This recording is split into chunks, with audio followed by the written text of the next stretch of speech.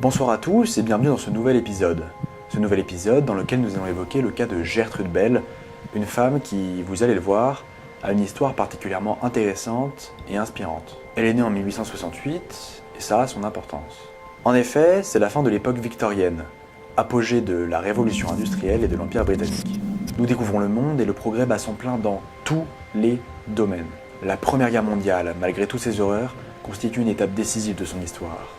De l'histoire des femmes, mais aussi de sa propre histoire. Maintenant que je viens de vous présenter le contexte dans lequel elle a vécu, je vous propose de l'écouter, grâce à des vidéos d'archives, pour savoir un petit peu ce qu'elle pense, ce qu'elle a vécu concernant l'alphabétisation des femmes. Cette fin du 19e siècle et début du 20e siècle est véritablement l'apothéose du combat pour l'alphabétisation des femmes. Je l'ai vu de mes propres yeux et c'est avec fierté que je peux même dire que j'y ai participé. Il est vrai que je jouis d'un certain privilège car je viens d'une famille influente et fortunée.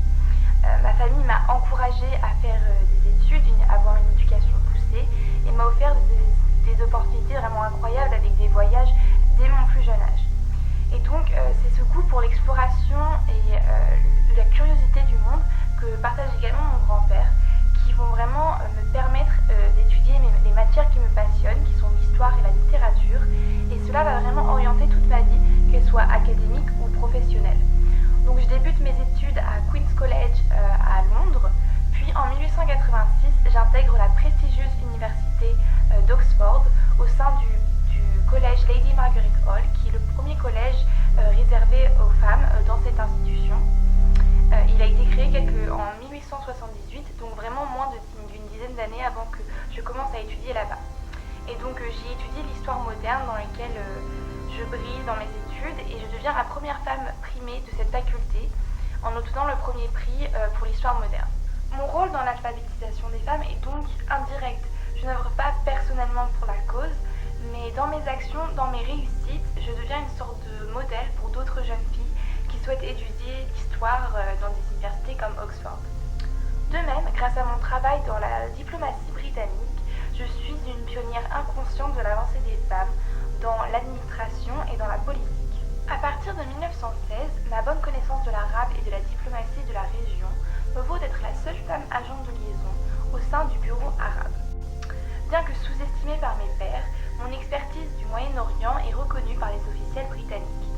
Je prends le titre d'officier politique, puis suite à mon rôle dans l'indépendance de l'Irak, on m'attribue le titre de secrétaire de l'Orient.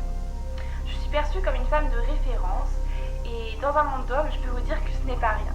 Je travaille avec des hommes tels que Winston Churchill, T. Lawrence, Percy Cox, des figures vraiment essentielles du Moyen-Orient mandataire. Je ne doute pas que mon travail constitue un des fondements pour l'intégration des femmes dans le monde de l'espionnage, de la diplomatie. Il n'est pas simple pour une femme de se faire une place dans un monde d'hommes. Et je suis bien placée pour le savoir. Il faut être reconnue. La reconnaissance par des hommes et surtout la reconnaissance par des hommes de pouvoir est nécessaire pour le progrès de la condition féminine.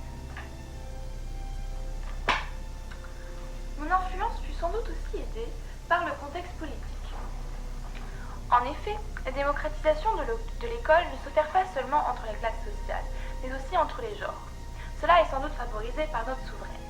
En effet, lorsque j'entame mes études et mon travail, le chef d'État est une femme, la reine Victoria, qui est très populaire d'ailleurs. L'époque victorienne voit l'établissement d'écoles, mais aussi de collèges et d'universités pour les jeunes femmes. Je me souviens par exemple de la première femme étant diplômée de l'université au Royaume-Uni, de l'université de Londres en 1878, donc seulement quelques années avant moi. Bien entendu, ce progrès a permis des avancées dans la lutte pour le droit de vote des femmes. Or, celui-ci est un combat que je ne soutiens pas. Ma position sur ce sujet est ambiguë.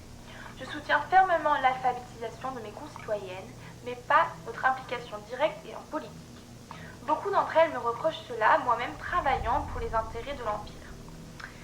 Présidente d'honneur de la Ligue des anti-suffragettes, je suis l'opposition de Emmeline Pankhurst, que je ne peux qualifier d'autre que terroriste. Je pense que nous devons d'abord instruire les jeunes femmes. L'éducation est nécessaire pour voter correctement, sagement et résister à l'influence. Voilà, vous venez d'écouter Gertrude Bell grâce à des vidéos d'archives de Lina, d'ailleurs merci à eux. Et nous allons simplement conclure cet épisode. Bon, on va pas se le cacher, il faut être totalement conscient et lucide vis-à-vis de la situation et vis-à-vis du fait que seules les femmes issues de tels milieux, issues de milieux donc privilégiés comme Gertrude Bell, ont accès à de telles opportunités. Bon, en plus de tout ça, il faut que leur famille, notamment les hommes de la famille, soient partisans du fait qu'elles puissent faire des études. Et ça, ce n'est pas dans tous les foyers. Il existe une grande réticence chez les conservateurs, et parfois même chez les libéraux. Une autre limite devient évidente après. Une fois éduquées, les femmes peinent à se faire reconnaître, à travailler dans les milieux masculins. Elles se marient, et n'exploitent pas leur potentiel intellectuel. Et c'est donc absolument regrettable. Bon, et bien je vous remercie d'avoir écouté, et je vous souhaite une agréable soirée.